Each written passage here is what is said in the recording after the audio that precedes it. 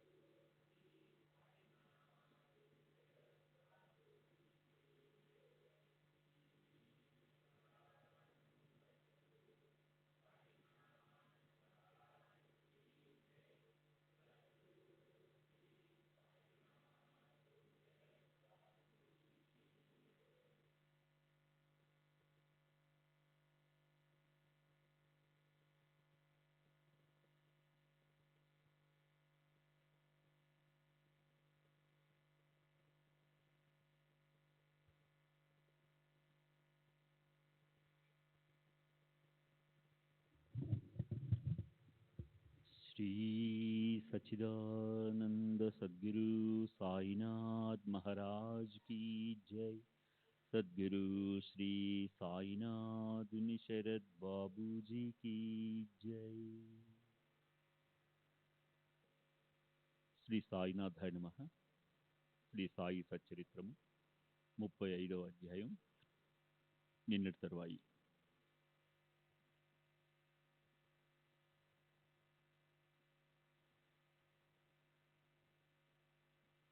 భక్తులు తాము కోరుకున్న మార్గాలలోనే వారిని బాబా ప్రవేశపెడతారు. వారు భక్తుల అర్హతను ఎరిగి వారికి తగినట్లుగా పరమార్థ ప్రాప్తిని కలుగజేస్తారు. భావార్థులనైనా లేదా తమను విమర్శించే వారినైనా సాయి దయామయులు సమానంగా చూస్తారు. ప్రేమమయ అయిన సాయిమాత ఒకరిని చేరదీసి మరొకరిని తిరస్కరించదు. కాక ధరంసి బయలుదేరేటప్పుడు బాబా కాకా వద్ద నుండి 15 రూపాయల దక్షిణ అడిగి తీసుకుని అతనితో, నాకు ఎవరైనా 1 రూపాయిని దక్షిణగా ఇస్తే నేను అందుకు బదులుగా వారికి లెక్కబెట్టి 10 ఇవ్వవలసి ఉంటుంది. నేను ఎవరి వద్ద నుంచి ఏది ఉచితంగా తీసుకోను. అట్లే నేను అందరినీ కూడా అడగను. ఫకీరు వ్రేలిటి ఎవరిని చూపిస్తే వారి వద్దే దక్షిణ విషయం. పైగా ఫకీరుకు రుణపడి ఉన్న వారిని అడగడం. దాతలు పంటను తర్వాత అనుభవించడానికి విత్తనాలను నాటుకుంటారు. శ్రీమంతుల ధనం పరోపకారానికి మరియు ధార్మిక కార్యాలలో ఖర్చు అయితేనే అది శుభప్రదం. ఉదారంగా దానం చేస్తే నిశ్చయంగా ఫలం ప్రాప్తిస్తుంది. అటువంటి వారికి జ్ఞాన మార్గం లభిస్తుంది. అనేక బాధలకు వచ్చి సంపాదించిన ఈ ధనం కేవలం కోరికలను అనుభవించడానికి అని తలచి ధర్మాన్ని లెక్క చేయక ధనాన్ని వ్యర్థంగా ఖర్చు పెడతారు. పైసా పైసా కూడబెట్టి 10 కోట్ల వరకు కూడబెట్టిన డబ్బును స్వార్థం కోసం విషయ సుఖాలను అనుభవించాలని కోరుకోని వారు సుఖంగా ఉంటారు. నా దత్త ముపతిష్టతి, ఇవ్వకపోతే లభించదు. ఈ శృతివాక్యం అందరికీ తెలుసు. మునుపు ఇచ్చినది స్పష్టంగా కనిపిస్తుంది కనుకనే బాబా దక్షిణను అడుగుతారు. రామావతారంలో రఘురాముడు అనేక సువర్ణ స్త్రీ ప్రతిమలను దానం చేశాడు. ఆ ఫలితాన్ని కృష్ణావతారంలో 16,000 స్త్రీల రూపంలో పొందాడు. భక్తి జ్ఞాన వైరాగ్యాలు లేని అతి దీనులైన భక్తులకు బాబా ముందు వైరాగ్యాన్ని అలవాటు చేసి అటు తరువాత భక్తి జ్ఞానాలను ప్రసాదిస్తారు. భక్తులతో దక్షిణను దానం చేయించడం వైరాగ్యానికి నిదర్శనం. తర్వాత బాబా వారిని భక్తి మార్గంలో ప్రవేశపెట్టి జ్ఞానులను చేస్తారు. మేము మాత్రం ఏం చేస్తాం? ఒకటి తీసుకుంటాం, దానికి 10 అంతలు ఇస్తాం, క్రమక్రమంగా జ్ఞాన మార్గంలో ప్రవేశపెడతాం అని బాబా చెప్పగా ధరంసికి ఆశ కలిగింది. మునుపటి తన నిశ్చయాన్ని మర్చిపోయి తనంతట తాను 15 రూపాయలను బాబా చేతిలో ఉంచాడు. అంతా అపూర్వంగా లేదు. వృధాగా గొప్పలు చెప్పుకున్నాను. ప్రత్యక్షంగా కలుసుకోవడం మంచిదైంది. సాధువులు ఎలా ఉంటారో బోధపడింది. అనుభవంతో వారి యందు భక్తి కలిగింది. సరిగ్గా ఆలోచించకుండా నేను వారికి వందనం చేయడానికి రాను అని నిర్ణయించుకున్నాను. కానీ చివరకు నా అంతటా నేను అది కూడా చేశాను. సత్పురుషుల లీలలు అగోచరం. నిరంతరం అల్లామాలికని పలికే వారికి కష్టమైనది ఏముంటుంది? నేను కేవలం సాధువుల చమత్కారాలను చూడాలని కుతూహలపడ్డాను. నా నిర్ణయం వ్యర్థమైంది. ఒక మానవునికి సాష్టాంగపడి వారు అడగకుండానే నా అంతటా నేను దక్షిణ ప్రదానం కూడా చేశాను. నా గొప్పతనం అంతా వృధా అయింది. నా అంతట నేను పూజ్యభావంతో నా సరస్సును వారి చరణాలయందు వంచాను. ఎంతకంటే విశేషం ఏముంటుంది? సాయి యొక్క కౌశలాన్ని ఎలా వర్ణించను? ఇదంతా వారు స్వయం చేసినా పైకి ఏమీ ఎరుగనట్లు అలిప్తంగా ఉంటారు. ఇంతకంటే విశేషం ఏముంటుంది? వారికి ఎవరైనా వందనం చేసినా చేయకున్నా, దక్షిణను ఇచ్చినా ఇవ్వకున్నా ఆనందానికి నిలయమైన సాయి దయాగనులు ఎవరిని కించపడతారు. వారిని పూజిస్తే ఆనందించరు, అవమానిస్తే దుఃఖించరు. హర్షం లేని చోట విషాదం ఎక్కడుంటుంది? వారిది పూర్ణ నిర్ద్వంద్వ స్థితి. ఎవరి భావం ఎలా ఉన్నా ఒకసారి వారి దర్శనం కలిగిన వారికి తమ చరణాలందు భక్తి నాటుకునేలా చేస్తారు. ఇది సాయి యొక్క అద్భుత శక్తి. బాబా ఆశీర్వాదాన్ని విభూతి ప్రసాదాన్ని తీసుకుని ధరంసి మరియు కాకా నిస్సందేహంగా తిరిగి వెళ్ళిపోయారు. ఇది బాబా యొక్క అమోఘమైన ఖ్యాతి. షిరిడి నుండి తిరిగి పోవడానికి బాబా అనుమతి అవసరం. వారి ఆజ్ఞను ఉల్లంఘిస్తే విఘ్నాలను ఆహ్వానించినట్లే. తమకు తోచినట్లు తిరిగి వెళ్ళిపోతే దారిలో దారుణమైన కష్టాలు, బాధలు, అవమానాలు కలిగి వారిని తప్పించుకోవడం కష్టమవుతుంది. షిరిడి నుండి తిరిగి రావడం అలా ఉంటుంది. మన పరిస్థితి కూడా అదే. నేను తీసుకురాకపోతే ఎవరూ రారు అని బాబా అనేవారు. నా ఇష్టం లేకుండా ఇంటి గడపను ఎవరు దాటగలరు? ఎవరు షిరిడీకి రాగలరు? స్వేచ్ఛగా ఎవరికి నా దర్శనం అవుతుంది అని బాబా అనేవారు. అంటే రాకపోకలు సాయి దయామయుని ఆధీనంలో ఉన్నాయి. వారికి మనపై అనుగ్రహం కలిగినప్పుడే వారి దర్శనం సంభవం. షిరిడీకి వెళ్ళడం, తిరిగి రావడం ఇలా ఉంటాయి. సాయిబాబా ప్రసన్నులు కాకపోతే వారు ఎవరికైనా సరే అనుమతిని ఇవ్వటం, విభూతిని ఇవ్వటం జరగదు. వారికి పాదాభివందన చేసి తిరిగి వెళ్ళడానికి అనుమతిని కోరినప్పుడు వారు విభూతిని, ఆశీర్వాదాన్ని ఇస్తారు. అదే వారి అనుమతి అని అర్థం. ఇప్పుడు శ్రోతలకు విభూతిని గురించిన ఒక అభినవ అనుభవాన్ని చెప్తాను. తర్వాత నేవాస్కర్ యొక్క భక్తి ప్రభావం మరియు అతడు సాయి మహానుభావుని కృపను పొందడం. శ్రీ సచ్చిదానంద సద్గురు సాయినాథ్ మహారాజ్ की जय. सद्गुरु श्री साईनाथ शरद बाबू जी की जय.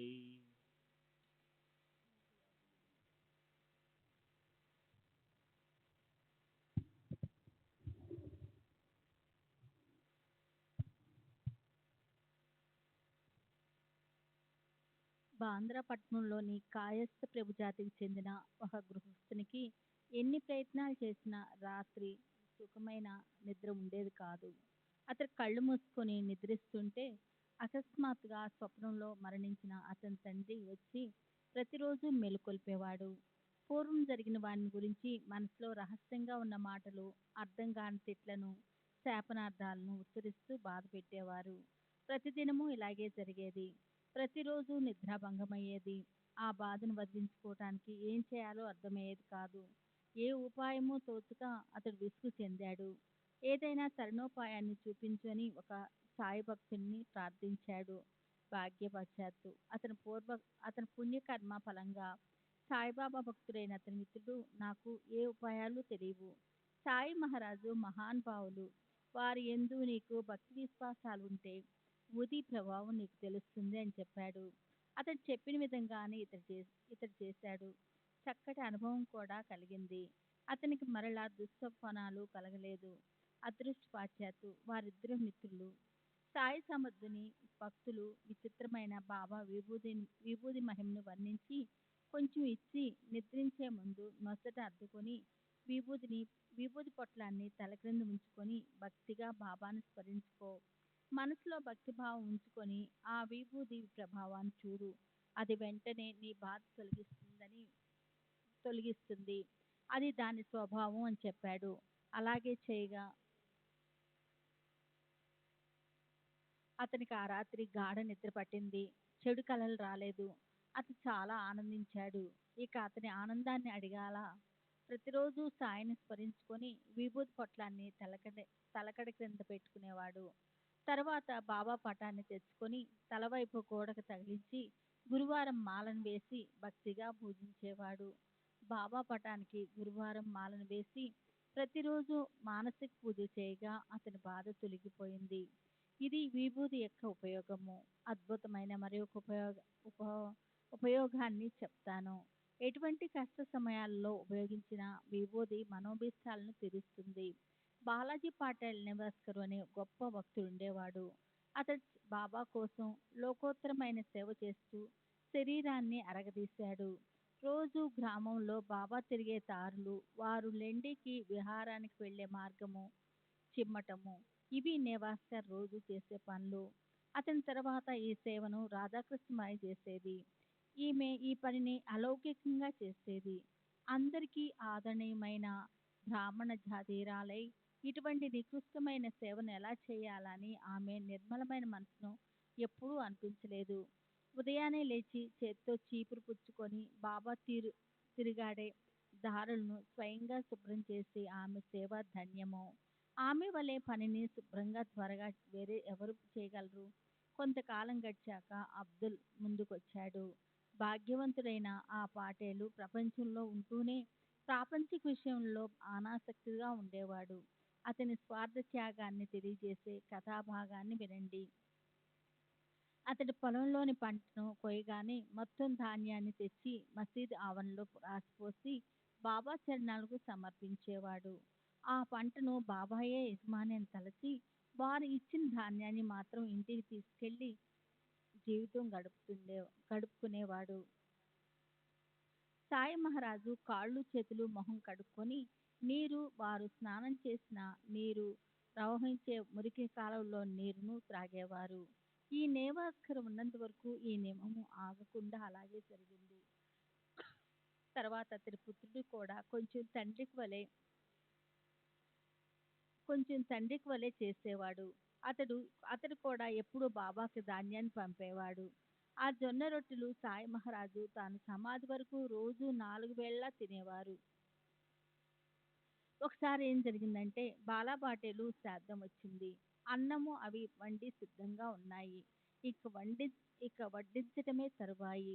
వచ్చే జనాన్ని అంచనా వేసి వంటలు తయారు చేశారు. కానీ చూడగా అనుకున్న వారి కంటే 3 జనం వచ్చారు. నేవాస్కర్ భార్య చాలా ఆందోళన పడింది. ఇప్పుడు అమర్యాద పాలు పడకుండా ఈ సమస్య ఎలా పరిష్కారం అవుతుందా అని అత్తగారితో మెల్లగా వాపోయింది. ఆమె అత్తగారికి బాబాపై గొప్ప విశ్వాసం. మన సాయి సమర్థుల గొప్ప అండ ఉండగా మనకు దిగులు ఎందుకు? నువ్వు నిర్భయంగా ఉండు అని కోడలతో చెప్పి ఆమె పిడికెడు విభూతిని తీసుకొని పంట కాలున్న ప్రతి గిన్నెలో వేసి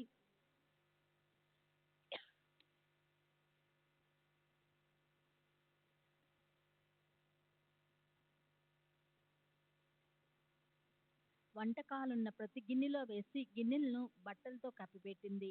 ఇక సంతోషంగా వడ్డించు. గిన్నెల్లో నుండి ఎంత కావాలో తీసుకుని మరలా మునుపట్లాగానే బట్టను కప్పి బటన్ కప్పిపెట్టు. దీన్ని బాగా గుర్తుంచుకో. ఇది సాయి యొక్క అన్నము. ఒక్క మెతుకైనా మనది కాదు. మనకు అవమానం పాలు కాకుండా మనల్ని వారే రక్షిస్తారు. ఏ లోటు కలిగినా అది వారికే వర్తిస్తుంది అని చెప్పింది. అత్తగారి దృఢమైన నమ్మకానికి నిదర్శనంగా కోడలికి చక్కటి అనుభవమైంది. ఏ ఇబ్బంది కలగకుండా బంధువులు అతిథులు భోజనం చేశారు. వచ్చిన వారందరూ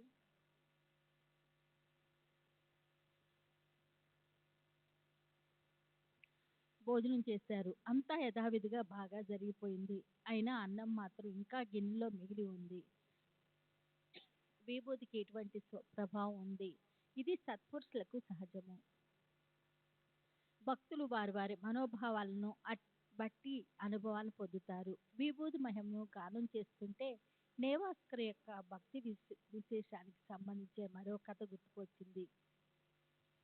దాన్ని వినండి. శ్రీ సచ్చిదానంద సద్గురు సాయినాథ్ మహారాజ్ శ్రీ జై సద్గురు శ్రీ సాయినాథ్.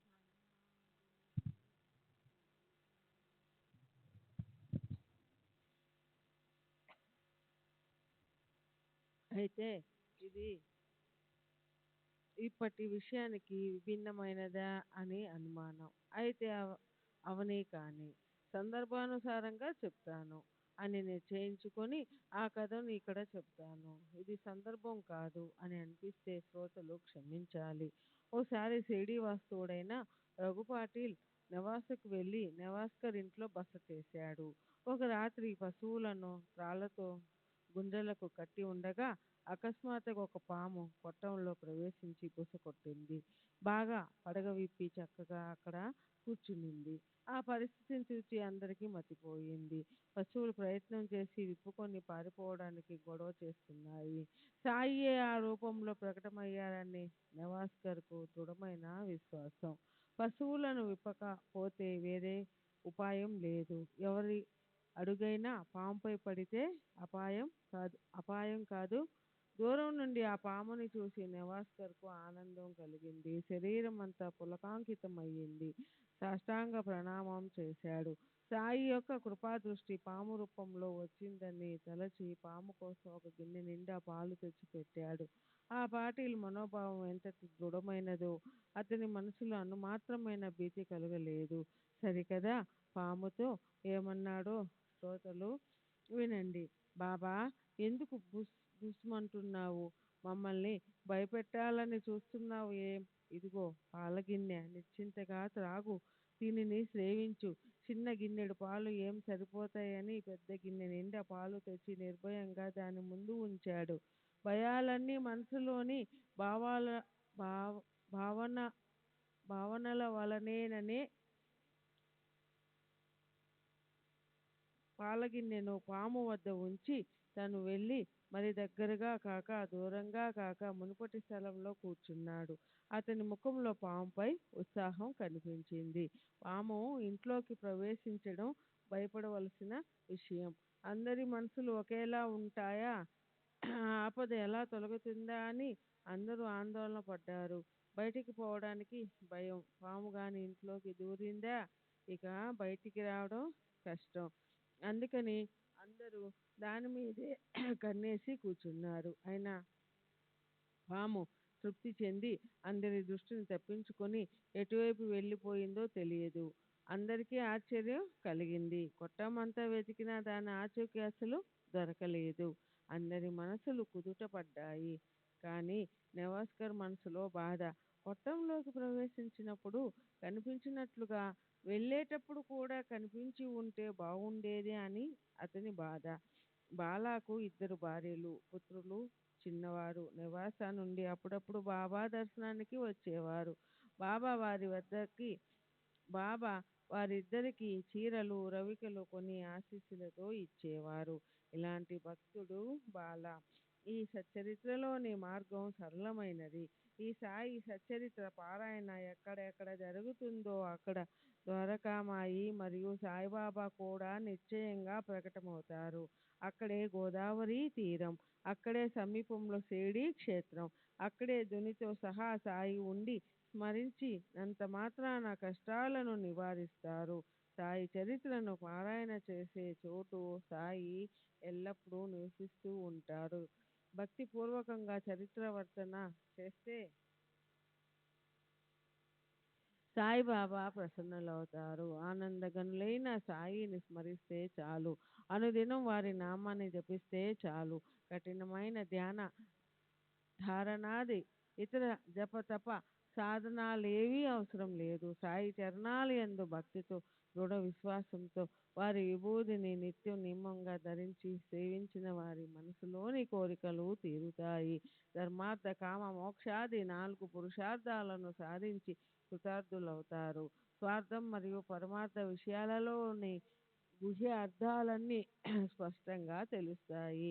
మహాపాపాలు, ప్రబల పాతకాలు, ఉపపాతకాలు మొదలగునవన్నీ విభూతి స్పర్శతో నిర్మూలనమై అంతర్బాహ్య పరిశుద్ధత లభిస్తుంది.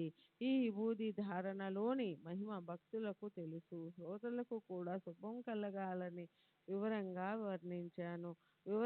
వర్ణించానని చెప్పడం సబబు కాదు. ఎందుకంటే స్వయంగా నాకు కూడా ఈ విభూతి మహిమ యథార్థంగా తెలియదు. అయినా శ్రోతల శ్రేయస్సు కొరకు సంక్షిప్తంగా వర్ణించడం అయినది. శ్రోతలకు ఇదే నా ప్రార్థన. సాయిబాబాకు వందనం చేసి తమ తమ అనుభవాలను తెలుసుకోండి. ఈ నా మాటలను వినండి. ఇక్కడ తర్కంతో పని లేదు. దృఢమైన పూజ్యభావం అవసరం. బుద్ధి చాపల్యం పనికిరాదు. పరమ శ్రద్ధ అవసరం. శ్రద్ధా విహీనులకు, కేవలం వాదనలతో తర్కించే వారికి, విమర్శకులకు సత్పురుషుల బోధ లభించదు. పరిశుద్ధ భక్తి గల భావికులే జ్ఞానాన్ని పొందగలరు. ఈ కథలో హెచ్చుతగ్గులన్నీ సాయి ప్రేరితాలే అని తలచి దృష్టి లేకుండా సాయి సచ్చరిత్రను పఠించండి. ఈ విధంగా రసికులైన పాఠక బృందం పరమ దయాళువు ప్రేమమయులైన సాయి మూర్తిని మనసులలో స్థాపించుకొని నిత్యం స్మరించుకోండి. ఎక్కడ షిరిడి, ఎక్కడి గోవా, గోవాలో జరిగిన దొంగతనాన్ని మొత్తం సాయి వివరంగా చెప్పే కథ తర్వాత సాయి చరణాల యందు మస్తకాన్ని ఉంచి శ్రద్ధగా శ్రవణం చేయండి. హేమాడు మనస్ఫూర్తిగా శ్రోతలకు అతి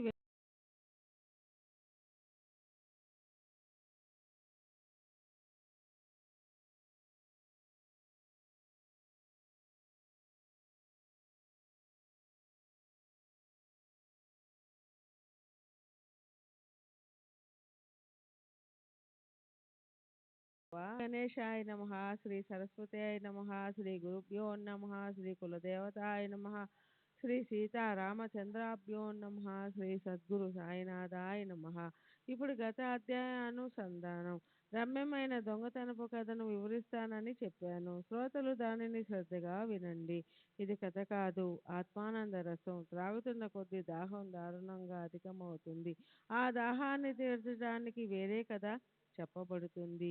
దానివల్ల శ్రోతలకు శ్రవణంలో సుఖం కలుగుతుంది. ఇది ఎంతో రసవత్తరమైనది. ప్రపంచంలోని కష్టాలను నివారించి సుఖాలను కలుగజేస్తుంది. తమ హితాన్ని సాధించుకోవాలని కోరుకునే భాగ్యవంతులు సాయి కథ వర్ణనను శ్రద్ధగా శ్రవణం చేయండి. అపారమైన సత్పురుషుల మహిమను శాంతం ఎవరు వర్ణించలేరు. మరి నాకు ఏ అర్హత ఉంది లేదని నాకు బాగా తెలుసు. నా అహంభావాన్ని సాయి తమ వాత్సల్యంతో తొలగించారు. సాయి ఎవరి ద్వారానైనా తమ వైభవాన్ని తామే వర్ణింపజేసి భక్తులతో శ్రవణం చేయిస్తారు. పరాత్పరుడనే సరోవరంలో విహరించే సాయి రూప హంసం సోహం అనే వృత్తి కలిగి అనాసక్తితో బ్రహ్మరూపంలోని ముత్యాలను అత్యంత ఉత్సాహంతో సేవిస్తుంది.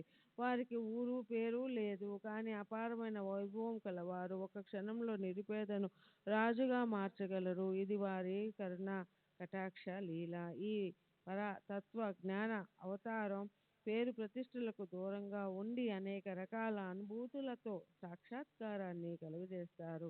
తాము అనుగ్రహించిన వారికి వారు తమ వివిధ రూపాలను చూపుతారు.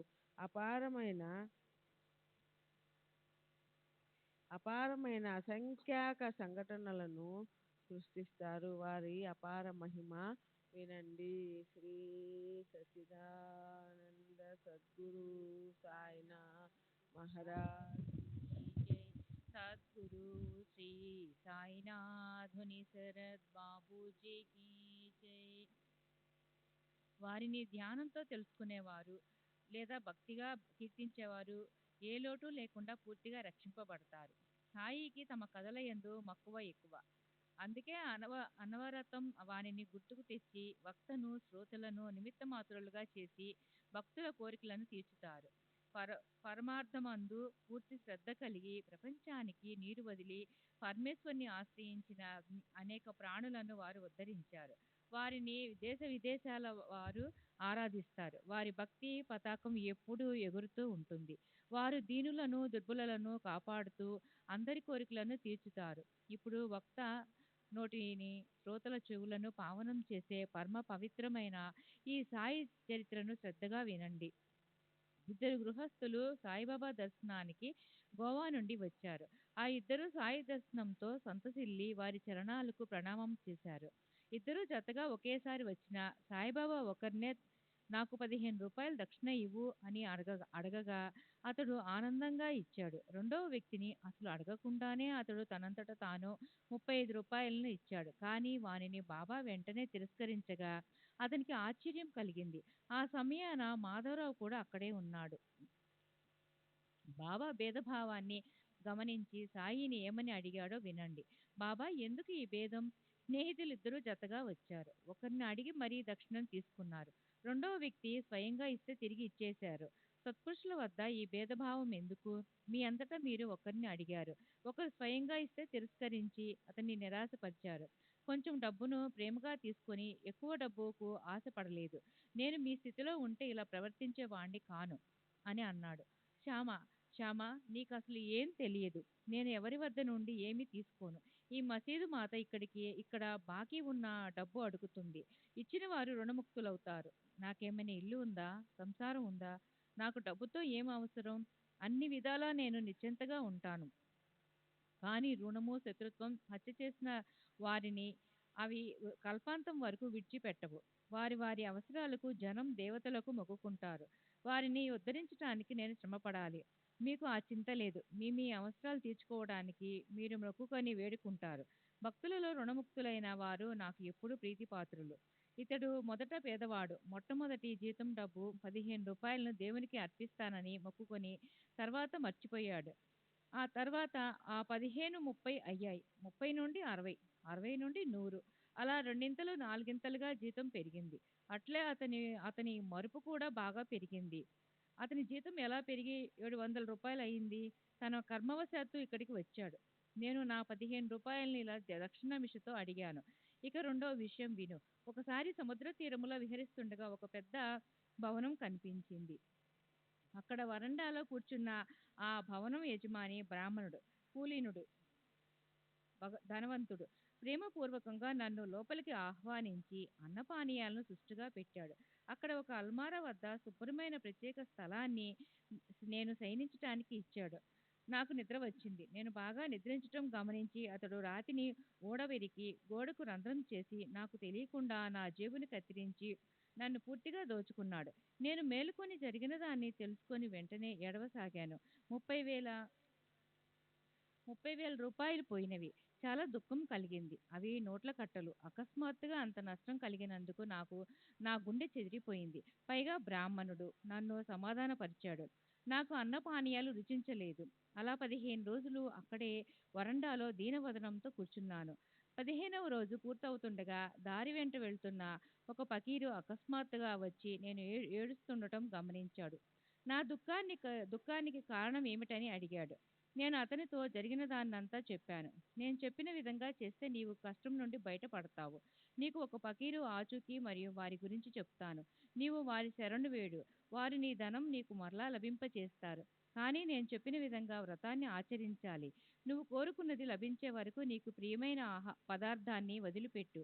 దానివల్ల నీ కార్యం సిద్ధిస్తుంది అని చెప్పాడు. నేను అలాగే చేయగా ఆ పకీరు నాకు కలిశారు. నా డబ్బు నాకు తిరిగి లభించింది. తర్వాత నేను ఆ భవనాన్ని విడిచిపెట్టాను. మునుపటి వల్లనే సముద్ర తీరానికి వచ్చాను. నడుస్తూ ఉండగా ఒక నావ కనిపించింది. కానీ అందులో నేను ప్రవేశించలేకపోయాను. అయినా ఒక మంచి సిపాయి నాకు నావలో స్థలాన్ని ఇచ్చాడు. గాలి అనుకూలంగా ఉండటంతో నావ తీరానికి చేరుకుంది. బండిలో కూర్చొని ఇంటికి రాగా ఈ మసీదు మాత నా కళ్ళకు కనిపించింది. ఇక్కడికి బాబా చెప్పటం ముగిసింది. ఈ అతిథులను ఇంటికి తీసుకుని వెళ్ళి భోజనం పెట్టు అని బాబా శ్యామకు ఆజ్ఞాపించారు. శ్రీ సచ్చిదానంద సద్గురు సాయినాథ్ మహారాజ్ కీ జై. సద్గురు శ్రీ సాయినాథ్ శరద్ బాబు కీ జై. అట్లే వారికి పల్లెలలో భోజనాన్ని వడ్డించి శ్యామ వారిని కుతూహలంగా, బాబా చెప్పిన విషయం మీకేమైనా అర్థమైందా అని అడిగాడు. నిజానికి సాయిబాబా ఎప్పుడు ఇక్కడే ఉంటారు. సముద్రం, నావ, నావికుడు వారికేం తెలుసు? ఎక్కడి బ్రాహ్మణుడు, ఎక్కడ భవనం, జన్మంతా చెట్టు క్రిందనే గడిపేవారికి దొంగలు దోచుకొని పోయేంత సంపద ఎక్కడ నుంచి వచ్చింది? ఈ విషయాన్ని మీరు రాగానే ఆరంభించారు. ఇది మీకు సంభవించిన పూర్వకథ కావచ్చు, మీకు గుర్తు చేయడానికి చెప్పినట్లుంది అని అన్నాడు. అప్పుడు ఆ వచ్చిన వారు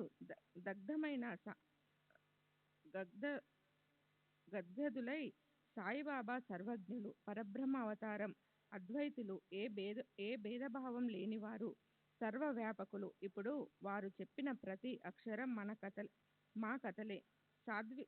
సాద్విష్టమైన ఈ భోజన సమయాన భోజనమయ్యాక మీకు సవివరంగా చెప్తాను. బాబా ఏకరువు పెట్టినంత నిజంగా జరిగినదే. కానీ వారు మా పరిచయం లేకుండా మా గురించి ఎలా తెలుసుకున్నారు? ఇదంతా చమత్కారంగా ఉంది అని చెప్పారు. భోజనమైనాక మాధవరావుతో పాటు తాంబూలాన్ని నములుతూ వారు తమ కథా వర్ణనను ఆరంభించారు. ఆ ఇద్దరిలో ఒకరు ఇలా చెప్పసాగాడు. మా నివాస స్థలం పర్వత ప్రాంతం. కానీ బ్రతుకు తెరువు కోసం సముద్రంలో సంబంధం ఏర్పడింది. అందుకోసం గోవాకు వెళ్ళాను. ఉద్యోగం లభించాలన్న కోరికతో దత్త భగవానుని ఆరాధించాను. అత్యంత భక్తితో మొక్కుకున్నాను. దేవా, కుటుంబాన్ని పోషించుకోవడానికి ఏదో ఒక ఉద్యోగం లభించాలి. కరుణామయ, నేను నీ శరణుజొచ్చాను. నాకు ఉద్యోగాన్ని ఇవ్వు. నేటి నుంచి త్వరలో ఈ మాటలను నిలబెట్టుకుంటే నా మొదటి నెల జీతమంతా మీకు సమర్పిస్తాను అని మొక్కుకున్నాను. భాగ్యం కొద్దీ దత్త భగవానుడు ప్రసన్నుడయ్యాడు. త్వరలోనే మొక్కు ఫలించింది. నాకు మొదట జీతం 15 రూపాయలు లభించేవి. తర్వాత సాయిబాబా వర్ణించిన విధంగా నా జీతం పెరిగింది. కానీ మొక్కును పూర్తిగా మరచిపోయాను. దానినే వారు ఇప్పుడు గుర్తుకు తెచ్చారు. ఎవరైనా వారు దక్షిణను తీసుకున్నట్లు అనిపిస్తుందేమో కానీ అది దక్షిణ కాదు. వారు నా రుణాన్ని తీర్చారు. అలా దక్షిణ సాకుతో నా పాదం రొక్కును గుర్తు చేశారు అని చెప్పాడు. తాత్పర్యం సాయి ద్రవ్యాన్ని యాచించరు. తమ భక్తులను కూడా యాచించనివ్వరు. ధనం ఎప్పుడు అనర్థమని తలచేవారు కనుక బాబా భక్తులకు ధనమోహంలో పడనివ్వరు. వారి పాదాల యందు ఎల్లవేళలా అనురక్తులై ఉన్న మహల్సాపతి వంటి భక్తుడు జీవితాన్ని కష్టాలలో గడుపుతున్నా అతనికి ఏ మాత్రం ధనాన్ని కూడా ఎవరి వద్ద నుండి తీసుకొని ఇచ్చేవారు కాదు. దక్షిణ రూపంలో వచ్చిన డబ్బును సాయి స్వయంగా అనేక సార్లు జనులకు పంచిపెట్టేవారు. కానీ కష్టాలలో ఉన్న మహల్సాపతికి మాత్రం ఎప్పుడు ఏ కొంచెమైనా ఇచ్చేవారు కారు. అతడు కూడా చాలా స్థిరమైన మనసు కలవాడు. సాయిబాబా ఉదారంగా ఉన్నా అతడు చేయి చాచి ఎన్నడూ యాచించలేదు. అతని ఆర్థిక పరిస్థితి నికృష్టంగా ఉండేది. అయినా అతడికి ఉత్కృష్టమైన వైరాగ్యం ఉండేది. పేదరికంలో పీడింపబడుతున్న అతడు ఎప్పుడూ అల్ప సంతోషి. ఒకసారి దయాళువైన హంసరాజు అనే ఒక వ్యాపారి మహల్సాపతికి ఏమైనా ఇవ్వాలని ఆలోచించింది. అతని పేద సంసారాన్ని చూసి తనకు చేతనైనంత సహాయం చేయాలని సద్బుద్ధి కలిగింది. అతడు ఇటువంటి నిరుపేద పరిస్థితిలో ఉన్న అతనికి ఇతరులెవరైనా సహాయం చేయదలిచినా సాయినాథునికి అది కూడా నచ్చేది కాదు. ధనమందు అనాసక్తి ఉండటం వారికి ఇష్టం. ఆ భక్తుని పరిస్థితిని ఆ వ్యాపారి మనసు కరిగి ఏం చేశాడంటే, దర్బారులో బాబా మహల్సాపతి ఇద్దరు ఉన్నప్పుడు డబ్బును మహల్సాపతి చేతిలో పెట్టాడు. మహల్సాపతి ఆ డబ్బును వినయంగా తిరిగి ఇచ్చేసి, సాయిబాబా అనుమతి లేకుండా నేను స్వీకరించను అని చెప్పారు. అతడు ధనాన్ని ఆశించే భక్తుడు కాదు. పరమార్థం కొరకు ఎంతో పరితపించేవాడు. ప్రేమ నిండిన హృదయంతో నిస్వార్థంగా కాయ వాచ మనస సాయి పాదాలను అంకితమైనవాడు. హంసరాజు సాయితో బాబా అతనికి ఒక గవ్వైనా తాకనివ్వరేం అని అంటే వారు, నా భక్తులను ధనం ఆకర్షించదు, వారు ద్రవ్య ప్రలోభంలో చిక్కుకొని పోకూడదు అని చెప్పారు. తర్వాత రెండవ అతిథి, నాకు కూడా బాబా చెప్పింది అర్థమైంది. ఆ ఆ కథంతా చెప్తాను వినండి. వింటూనే ఎంతో ఉత్సాహంగా ఉంటుంది. శ్రీ సచిదానంద సద్గురు సాయినాథ్ మహారాజ్ కీ జై. సద్గురు శ్రీ సాయినాథుని శరత్ బాబు.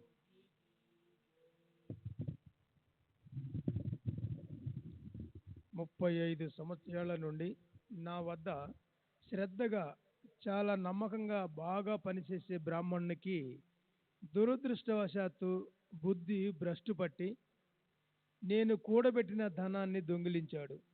మా ఇంటి గోడకు అలమర అమర్చి ఉంది. అందులోని ఇటుకరాయిని మెల్లగా ఓడదీసి కన్నం వేశాడు. బాబా అలమర అని చెప్పిన దానిలోనే కన్నం వేయటానికి అందరూ నిద్రించాక గోడలోని రాయిని ఊడదీశాడు. నా రూపాయలను దొంగిలించి తీసుకుని వెళ్ళారని బాబా చెప్పారు కదా, అదంతా కూడా నిజమే. నోట్ల కట్టలను తీసుకుని వెళ్ళాడు. అవి 30,000 రూపాయలు. ఇది బాబాకి ఎలా తెలిసిందో అర్థం కావటం లేదు. శ్రమతో సంపాదించిన డబ్బు పోగా నేను అహర్నిశలు ఏడుస్తూ కూర్చున్నా. వెదకి వెదకి అలసిపోయాను. ఏం చేయాలో అర్థం కాలేదు. 15 రోజులు అలా చింతలో పడి ఉన్నా దాని నుండి బయటపడే దారి కనిపించలేదు. ఒకరోజు వరండాలో దుఃఖంతో కూర్చుని ఉండగా దారిన ఒక ఫకీరు వెళుతూ నా దుఃఖానికి కారణం అడిగాడు. బాధపడుతున్న నన్ను చూచి ఫకీరు ప్రశ్నించాడు. నేను విషయమంతా చెప్పగా అతడు నాకు దుఃఖ నివారణ ఉపాయం చెప్పాడు. కోపర్గాం తాలూకాలో సిరిడి అనే ఒక గ్రామం అందు సాయి అనే ఒక ఔలియా ఉన్నారు. నీవు వారికి మొక్కుకో. నీకు ప్రియమైన వస్తువును సేవించడం మానివేసి మీ దర్శనమయ్యే వరకు నేను దీన్ని త్యజిస్తానని మొక్కుకో అని ఆ ఫకీరు చెప్పాడు. నేను వెంటనే అన్నమును త్యజించాను. బాబా, దొంగిలింపబడ్డ నా ధనం దొరికాక మీ దర్శనం చేసుకొని నేను అన్నం తింటాను అని మొక్కుకున్నాను. అంతే. ఒక 15 రోజులు గడిచేసరికి బ్రాహ్మణుని మనసుకు ఏం తోచిందో తెలియదు. అతడు తనంతట తాను వచ్చి నా ధనాన్ని నాకిచ్చాడు. నా బుద్ధి చెడిపోవటం వలన నేను ఇటువంటి పనిని చేశాను. ఇప్పుడు మీ పాదాలపై శిరస్సు నుంచుతున్నాను, నన్ను క్షమించానని అనండి అని వేడుకున్నాను. అలా అంతా సవ్యంగా జరిగింది. సాయిబాబా దర్శనాభిలాష ఉత్పన్నమైంది. ఆ కోరిక కూడా ఇవాళ తీరింది. ఈ భాగ్యం ప్రాప్తించినందుకు నేను ధన్యుణ్ణి. నేను కష్టంలో దుఃఖపడుతూ నా వరండాలో కూర్చుని ఉండగా నాకు ధైర్యాన్ని కలిగించడానికి వచ్చిన వారు మరలా కలవలేదు. నా యందు కరుణతో నాకు సాయి గురించి చెప్పి షిరిడీని చేతితో చూపించిన వారు మరలా కలవలేదు. అకస్మాత్తుగా నన్ను కలిసి నా విషయాన్ని అడిగి తెలుసుకొని చివర నా మొక్కును తీర్చుకునేలా చేసిన వారు మరలా కలవలేదు. నిజంగా ఆ ఫకీరీ ఔలియా అయిన ఈ సాయి అనిపిస్తోంది. నాకు తమ దర్శన భాగ్యాన్ని కలిగించడానికి వారు స్వయం ఉత్సాహపడ్డారు. ఎవరైనా సరే ఏదో ఒక కోరికతోనే సాధువుల దర్శనానికి వెళతారు. నాకు అసలు వీరిని దర్శించుకోవాలని కోరిక లేదు. నా ధనం లభించడానికి ఆ ఫకీరే మొదట వీరికి మొక్కుకొమ్మని ప్రోత్సహించాడు. ఎవరికి మొక్కుకుంటే అనాయాసంగా నా ధనం ప్రాప్తించిందో అట్టివారు 35 రూపాయలు ఆశించటం జరగదు. పైగా అజ్ఞానులమైన మనలను పరమార్థ తత్పరులను చేయటానికి మనసు ఎల్లప్పుడూ శుభాలను కలిగించడానికి శ్రమ పడతారు. దక్షిణ మిషతో మనలను దారికి తీసుకువస్తారు. ఇందుకొరకే ఈ అవతారం. లేకపోతే పామరులం, ఏ భక్తి లేని వారమైన మనం ఎలా భవాన్ని దాటగలం? బాగా ఆలోచించండి. నా డబ్బు తిరిగి లభించిందన్న అమిత ఆనందంలో మొక్కుబడిని మరిచిపోయాను. ధనమోహం చాలా దుర్భరం. తరువాత ఒకరోజు కులాబా దగ్గర ఉన్నప్పుడు నేను కలలో సాయిని చూచాను. వెంటనే షిరిడీకి బయలుదేరాను. సాయి సమర్థులు చెప్పినట్లుగానే నన్ను నావలో ఎక్కనివ్వక అడ్డుపెట్టగా ఒక సిపాయి ప్రయత్నంతో నా కష్టం తప్పింది. ఇది నిజమే. నేను కష్టాంతులో రేవు వద్దకు వచ్చినప్పుడు నిజంగానే ఎవరో ఒక సిపాయి నా కొరకు వాళ్ళని వేడుకున్నాడు. అంతకు ముందే నన్ను తిరస్కరించిన నావ అధికారులు నాకు నావలో స్థలాన్ని ఇచ్చి నన్ను కృతజ్ఞుని చేశారు. సిపాయి అసలు నాకు పరిచయస్తుడు కాదు. అయినా నేను అతనికి పరిచయస్తుడినని చెప్పగా నావలో ఎవరూ నన్ను అడ్డగించలేదు. నావలో సుఖంగా కూర్చున్నాను. ఇలా నావ వద్ద జరిగిన సిపాయి వృత్తాంతం నా విషయంలో జరగగా సాయిబాబా దీన్ని తమపై ఆరోపించుకున్నారు. వీరి అద్భుత స్థితిని గాని నాకు మతిపోయింది. ఈ సాయి జగత్తంతా నిండి ఉన్నట్లు నాకు అనిపిస్తోంది. వీరు లేకుండా అణువంత ప్రదేశమైనా లేదు. మాకు అనుభవాన్ని కలిగజేసినట్లే వీరు ఇతరులకు కూడా అట్లే కలిగిస్తారు. మేము ఎవరం, ఎక్కడి వారం, ఎంత గొప్ప భాగ్యవంతులం. మమ్మల్ని తమ వద్దకు లాక్కొని వచ్చి ఇలా చక్కని దారికి తీసుకుని వచ్చారు. మేము మొక్కుకోవటం, మా ధనం అపహరించబడటం, మొక్కును తీర్చుకోవడంలో విశేషం, ధనం లభించడం మా భాగ్యం ఎంత గొప్పది. మేము వారిని పూర్వం ఎప్పుడూ దర్శించుకోలేదు, వారిని ధ్యానించలేదు, వారిని గురించి విననైనా లేదు. వారు మమ్మల్ని గుర్తుంచుకున్నారు. ఇట్టి వీరి సాంగత్యంలో అనేక సంవత్సరాలు ఉన్నవారు అహర్నిశలు వారి పాదాలను సేవించే భగవద్భక్తులు ధన్యులు. సాయిబాబా ఎవరెవరితో మాట్లాడారో, నవ్వారో, ఆటలాడారో, కూర్చున్నారో, నడిచారో, భోజనం చేశారో, శయనించారో, కోపగించారో వారందరూ భాగ్యవంతులు. మా చేతులారా వారికి ఏం చేయకపోయినా వారు మాపై ఇంత అనుగ్రహాన్ని చూపారు. ఎల్లప్పుడూ వారి సాంగత్యంలో ఉన్న మీరు ధన్యులు, భాగ్యవంతులు. ఎంతో భాగ్యవంతులైన మీరే మీ సత్కర్మలతో, మీ పుణ్యార్జితంతో మానవ రూపంలో ఉన్న ఈ దివ్యమూర్తిని షిరిడీకి రప్పించినట్లు అనిపిస్తుంది. శ్రీ సచ్చిదానంద సాయినాథ్ మహారాజ్ की जय। सद्गुरु श्री साईनाथुनि शरद बाबूजी की जय। అనంతకోటి జన్మల పుణ్యఫలం వలన మాకు షిరిడీ రావటం ప్రాప్తించింది. ఈ సాయి దర్శన భాగ్యం కలగటానికి సర్వస్వాన్ని అర్పించేయాలని అనిపిస్తుంది. సాయి సజ్జనులు స్వయం అవతార పురుషులు, గొప్ప వైష్ణవునిలా ఆచరిస్తారు. జ్ఞాన వృక్షం యొక్క శాఖ, చిదాకాశంలో శోభిస్తున్న భాస్కరులు. మా పుణ్యం కొద్దీ ఈ మసీదు మాత లభించి సాయి దర్శనాన్ని కలిగించి మా మొక్కులను తీర్చింది. వీరే దత్త భగవానులు. అందువలననే ఆ వ్రతం ఆచరించమని ఆజ్ఞాపించి మమ్ము నావలలో కూర్చోనబెట్టి షిరిడీకి తన దర్శనానికి తీసుకుని వచ్చారు. ఇటువంటి తమ సర్వవ్యాపకత్వాన్ని, సర్వాంతర్యామిత్వాన్ని తాము సర్వత్రా సాక్షి అని సాయి తెలియజేశారు. వారి మందహాస వదనాన్ని చూసి పరమానందం కలిగింది. ప్రపంచ దుఃఖాన్ని మర్చిపోయాను. పరమార్థాన్ని సాధించాలని ఉత్సాహం కలిగింది.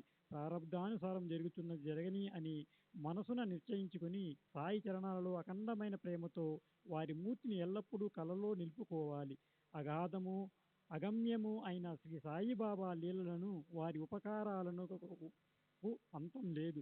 దయాళువైన సాయి ఈ శరీరాన్ని మీకు నివాళిగా చేయాలి అని అనిపిస్తుంది. ఇప్పుడు మరో కథను కాసేపు శ్రద్ధగా వినండి. సాయి నోటి నుండి వెలువడిన అక్షరాలు నిశ్చయంగా బ్రహ్మలిఖితాలు. సకారం ఔరంగాబాద్కరు, సోలాపూర్ పట్టణ నివాసి. అతని భార్య పుత్ర సంతానం కోసం ఆతృతతో షిరిడీ వచ్చింది. పరమ పావనులైన సాయి సత్పురుషుని అగాధ చరిత్రను విని సవతి కొడుకును వెంట పెట్టుకుని సాయి దర్శనానికి వచ్చింది. వివాహమైన 27 సంవత్సరాలు గడిచిపోయినా ఆమెకు సంతానం కలగలేదు. దేవీ దేవతలను మొక్కుకొని ఆమె మనసు నిరాశ చెందింది. ఆ సుహవాసిని తమ మనసులోని కోరికతో బాబా దర్శనానికి షిరిడీకి వచ్చి ఆలోచించసాగింది. బాబా చుట్టూ ఎప్పుడూ భక్త బృందం గుమికూడి ఉంటుంది. నాకు ఎప్పుడు ఏకాంతంగా కలుస్తారా, నా మనసులో మాటని వారికి ఎలా చెప్పాలి అని చింతించసాగింది. మసీదు ప్రాంగణం తెరిచే ఉంటుంది. బాబా వద్ద భక్తులు ఎప్పుడూ ఉంటారు. తమ బాధను మనవిని చేసుకోవడానికి ఎవరూ లేని ప్రశాంత సమయం ఎప్పుడు లభిస్తుందో అని ఆలోచించేది. అలా ఆమె ఆమె కొడుకు విశ్వనాథ్ బాబా సేవను చేస్తూ అక్కడ 2 నెలలు ఉన్నారు. ఒకసారి బాబా వద్ద విశ్వనాథ్ వేరే ఎవరూ గాని లేని సమయం చూసి ఆ స్త్రీ మాధవరావుతో తన కోరికను మనవి చేసుకుంది. దానిని వినండి. బాబా ప్రశాంతంగా ఉన్నప్పుడు మంచి సమయం చూసి మీరైనా నా మనసులోని కోరికను బాబా చెవిలో వేయండి. అది కూడా బాబా చుట్టూ భక్తులు లేనప్పుడు, వారు ఒకరే ఉన్నప్పుడు ఎవరూ వినకుండా చెప్పాలి అని వేడుకుంది. మాధవరావు ఆమెతో మసీదు ఎప్పుడూ ఖాళీగా ఉండదు. ఎప్పుడు ఎవరో ఒకరు దర్శనానికి వస్తూనే ఉంటారు. శ్రీ సాయి దర్బారు ఎల్లప్పుడూ తెరిచే ఉంటుంది. ఇక్కడ ఎవరికీ ఏ ఆకంఠము లేదు. అయినా ఒక మాట చెప్తాను, గుర్తుంచుకో. ప్రయత్నించడం నా పని. ఫలితాన్నిచ్చేవారు కీర్తిదాత, మంగళప్రదుడు, చివరకు సుఖాన్ని కలిగించేది వారే.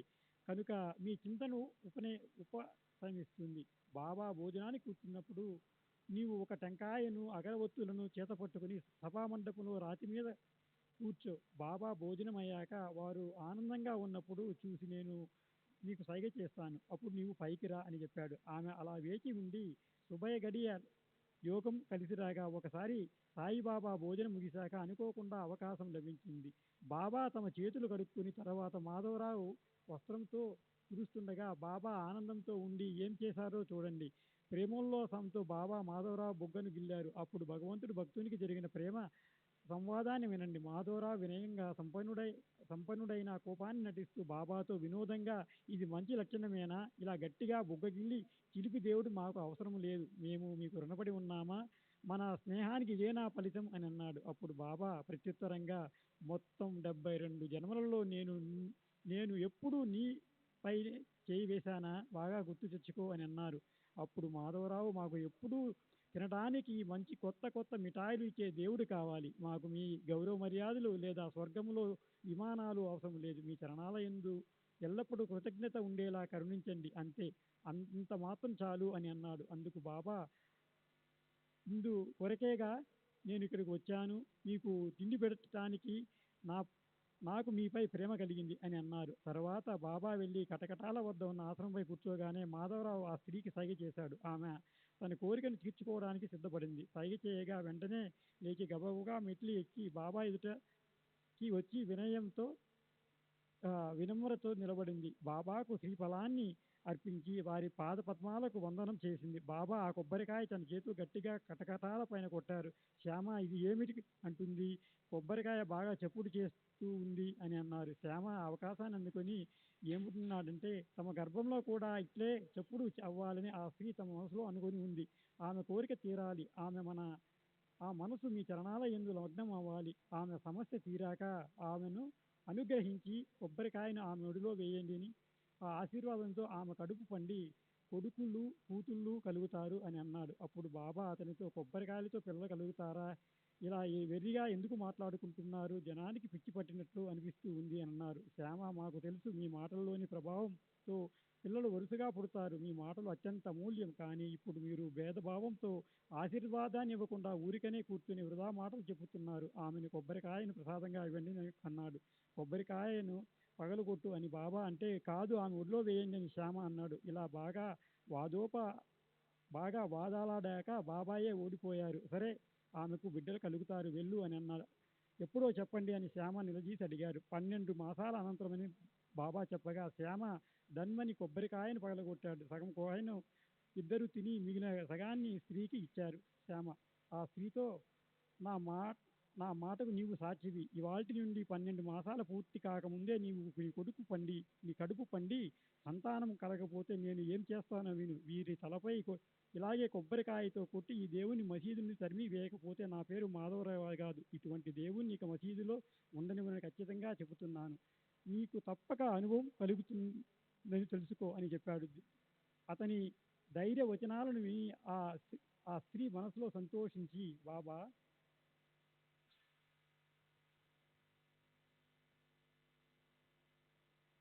చరణాలకు సాష్టాంగ ప్రణామం చేసి నిశ్చితంగా తమ గ్రామానికి వెళ్ళిపోయింది.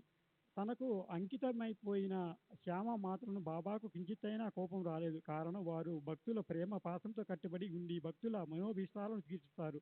భక్తుల మాటలు నిజమని నిరూపించడానికి భక్తులు పాలించే కరుణాఘనులైన సాయి దయామయులు. భక్తుల మురిపాలను ప్రేమతో తీరుస్తారు. శ్యామ బాబాకు గారాబ భక్తుడు, ప్రేమమయుడు, యుక్తాయుక్తాలు తెలియని అమాయకుడు. సత్పురుషులను భక్తులు సంకల్పాలు తీరుస్తారు. ఇది వారి నిత్య వ్రతం. 12 మాసాలు గడిచేసరికి బాబా తమ సంకల్పాన్ని పూర్తి చేశారు. బాబా చెప్పిన తరువాత 3 మాసాలు గడిచాక ఆ స్త్రీ గర్భం ధరించింది. అదృష్టవశాత్తు పుత్రుని ప్రసవించింది. 5 మాసాల బిడ్డను వెంట తీసుకొని ఆమె భర్తతో సహా బాబా దర్శనానికి షిరిడీకి వచ్చింది. ఆమె భర్త ఎంతో ఆనందంతో శ్రీ సాయి సమర్థం చరణాలకు వందనం చేసి వారికి 500 రూపాయలు అర్పించి కృతజ్ఞుడు అయ్యాడు. తర్వాత ఆ డబ్బును బాబా యొక్క గుర్రం శ్యామకర్ణకు ఉంచే స్థలంలో గోడలు కట్టించడానికి ఉపయోగించారు. ఇటువంటి సాయి సమర్థుని స్మరించండి, చింతన చేయండి, ధ్యానించండి. వేరే ఎక్కడెక్కడికో పరుగులు పెట్టకండి. హేమాడుకు సాయియే విశ్రామదానం. తన నాభిలోని కస్తూరిని ఉంచుకొని ఎక్కడో వెతుక్కోవడం ఎందుకు?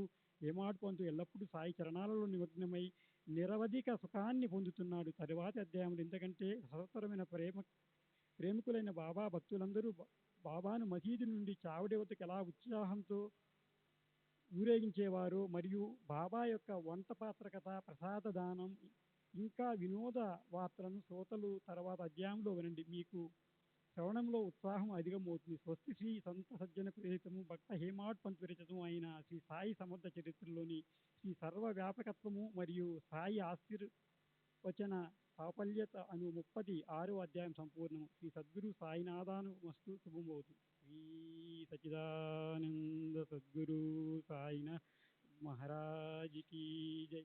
सद्गुरु श्री साईनाथ शरद बाबू जी की जय.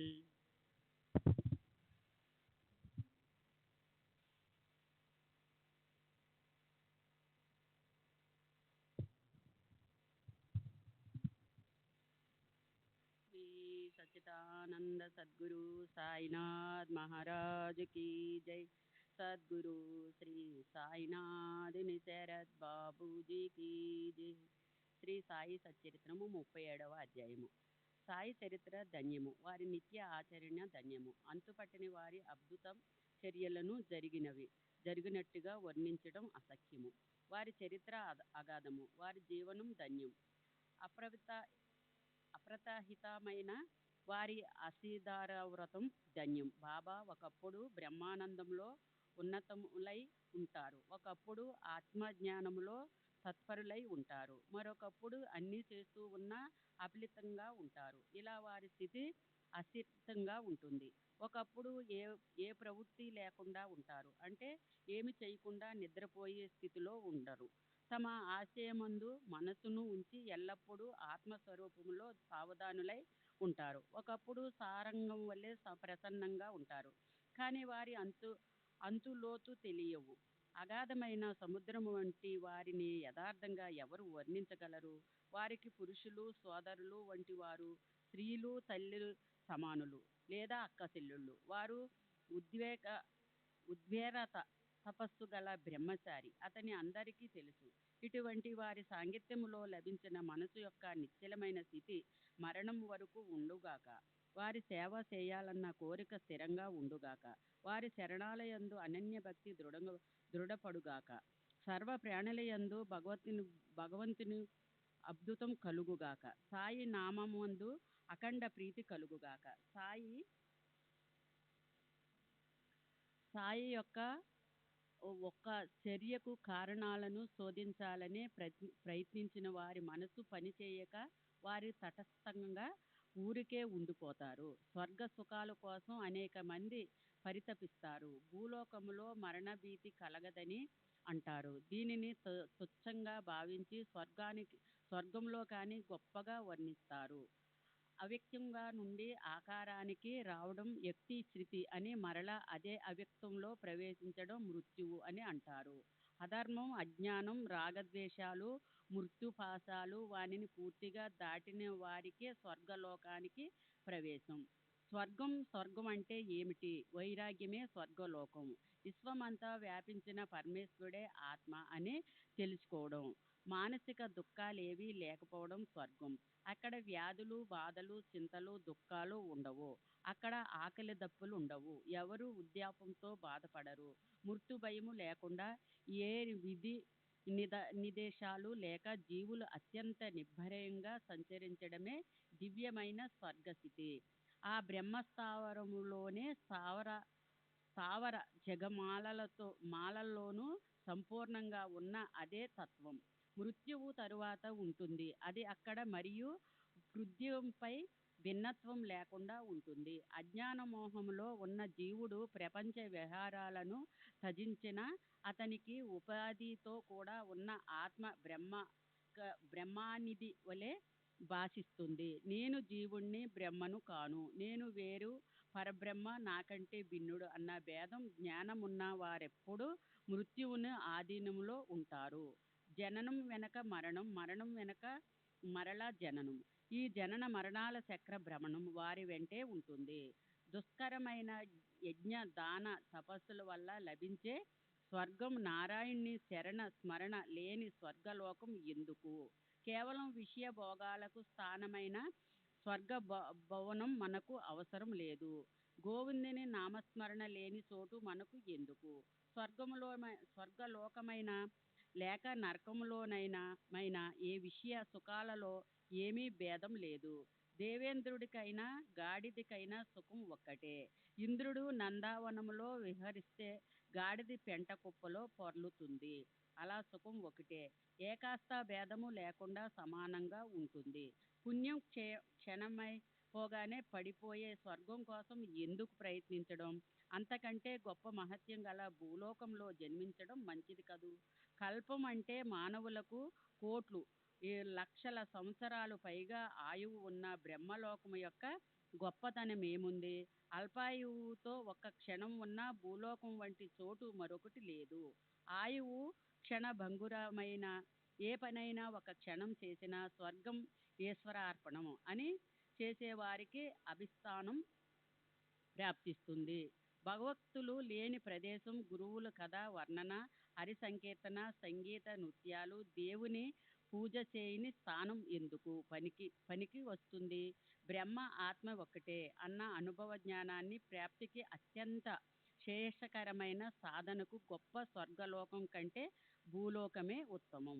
కాయ వాచ మనస పంచ ప్రాణాలను గురువుకు సమర్పించి నిశ్చయాత్మక బుద్ధిని కూడా ఆత్మలో లీలం చేసి అన్ని విధాల గురువు ఆధీనంలో ఉండాలి.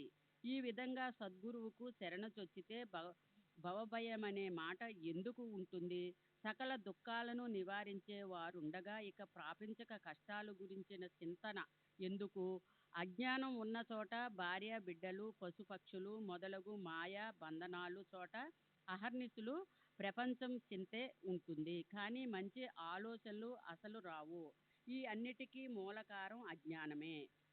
ఇది అనేక తత్వాన్ని భ్రమను కలిగిస్తుంది. అందువల్ల ఆచార్యాల వద్ద సంస్కృతంలో ఉన్న వేద జ్ఞానాన్ని సంపాదించుకోవాలి. అజ్ఞానంతో తొలగిపోతే అనేకత్వ జ్ఞానము అణిమాత్రమైనా ఉండదు. ఈ ఏకాత్మతత్వ జ్ఞానము కలిగిన వారికి జనన మరణాలు వదిలిపోతాయి. వేద దృష్టి ఏకాస్త ఉన్న వారికైనా జనన మరణాలు కష్టాల్లో పడతారు. ప్రళయం మరియు సృష్టి వారి వెనకే ఉంటాయి. శ్రేయస్కరమైన విషయాన్ని ఆశించడం నిస్సందేహంగా జ్ఞానం. ప్రేయాన్ని మాత్రమే ఆశించడం అజ్ఞానం. మృత్యువునే గొప్ప భవభయం. దాని నుండి నిర్భయం కావాలంటే గురు చరణ ద్వయాలను గట్టిగా పట్టుకోండి. వారు అద్వైత బుద్ధిని ప్రసాదిస్తారు. దైవత్వం ఉన్నదే అంటే అక్కడే భయం కూడా ప్రవేశిస్తుంది. నిర్వశేష భేదరహితుడైన గురు చరణ సేవలో ఉన్న వారికి భయం ఏమాత్రము ఉండదు. గురువు నొసట నిర్మలమైన ప్రేమ చందనాన్ని అద్దండి. వారికి భక్తి భావమనే పీతాంబరాన్ని కట్టండి. వారు తమ భక్తులకు విశ్వంభరుని చూపిస్తారు. దృఢమైన శ్రద్ధ అనే సింహాసాన్ని వారికి సమర్పించి అష్టభావాల ఆనంద జలాలతో అభిషేకం చేస్తే వారు వెంటనే ప్రసన్నులవుతారు. భక్తి మేఘాలను వారి నడుమును చుట్టి సర్వ సుఖాన్ని వారికి అర్పించి ప్రీతితో చివర హారతిని ఇవ్వండి. ఏదైనా కార్యం నశించిపోయినా అది తన అస్తిత్వాన్ని ఆశ్రయించే ఉంటుంది. రాయితో కూడా పగలగొడితే ఆ కుండ ఆకారం మాత్రమే పోతుంది. కానీ కుండ యొక్క అస్తిత్వంపై మట్టి అసలు లేకుండా పోవడం జరుగుతుంది. విరిగిన కుండ పెంకులతో కుండ కుండ ఆకారాన్ని మరల పొందవచ్చు. కనుక ఏ కార్యము నశించిపోయినా అది తన అస్తిత్వాన్ని ఆశ్రయించే ఉంటుంది. ఇదే విధంగా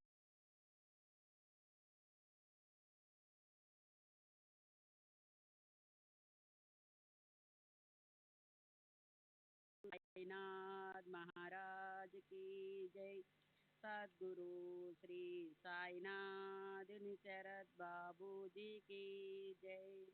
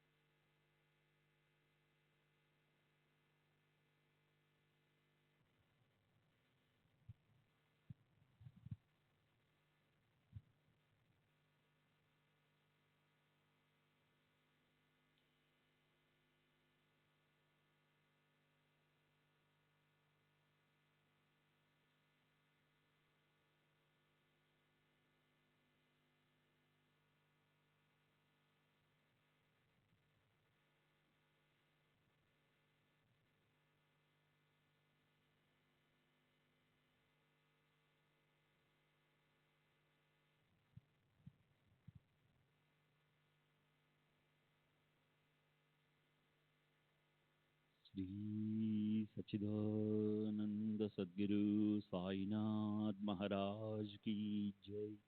सद्गुरु श्री साईनाथ शरद बाबू जी की जय। साई रहम नजर करना, बच्चों का पालन करना। साई रहम नजर करना, बच्चों का पालन करना। जाना तुमने जगत पसारा, सब ही झूठ जमाना। जाना तुमने जगत पसारा, सब ही झूठ जमाना। साई रहम नजर करना, बच्चों का पालन करना। साई रहम नजर करना, बच्चों का पालन करना। मैं अंधा हूँ बंदा आपका, मुझसे पद दिखलाना। मैं अंधा हूँ बंदा आपका, मुझसे पद दिखलाना। साई रहम नजर करना, बच्चों का पालन करना। साई रहम नजर करना, बच्चों का पालन करना। दास गणों कहे अब क्या बोलूं, थक गई मेरी रसना। दास गणों कहे अब क्या बोलूं, थक गई मेरी रसना। साई रहम नजर करना, बच्चों का पालन करना। साई रहम नजर करना, बच्चों का पालन करना। रहमो नजर करो अब मोरे साई, तुम बिना नहीं मुझे माँ बाप भाई। रहमो नजर करो, मैं अंधा हूँ बंदा तुम्हारा। मैं अंधा हूँ बंदा तुम्हारा। मैं ना जानू मैना जानू मैना जानू अल्लाह इलाही रहमो नजर करो रहमो नजर करो अब मोरे साई तुम बिना नहीं मुझे माँ बाप भाई रहमो नजर करो खाली जमाना मैंने गमाया काली जमाना मैंने गमाया साथी आखिर का साथी आखिर का साथी आखिर का तुम बिना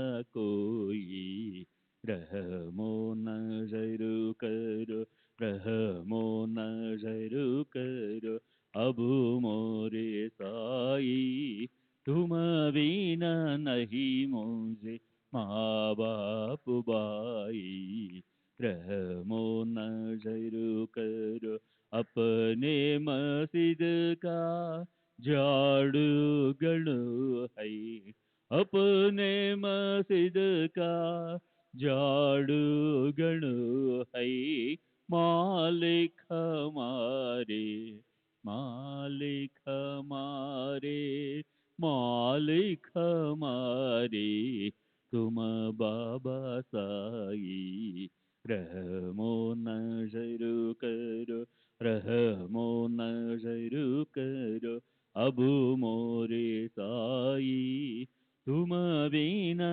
नहीं मुझे माँ बाप भाई रहमो नजर करो। श्री सच्चिदानंद सद्गुरु साईनाथ महाराज की जय। सद्गुरु श्री साईनाथ निशरद बाबू जी की जय।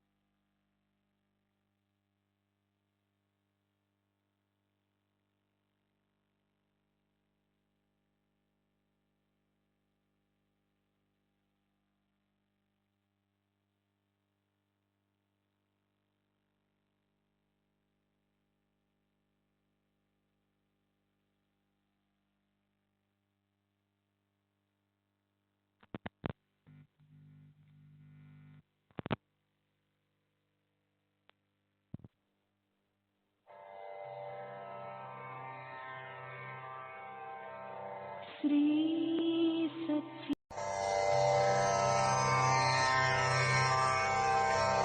श्री सच्चिदानंद सद्गुरु साईनाथ महाराज की जय। सद्गुरु श्री साईनाथुनि शरद बाबू जी की जय।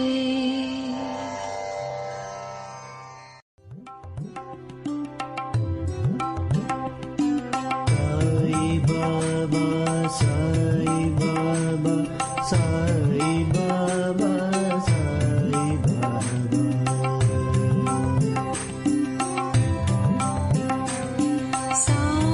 बाबा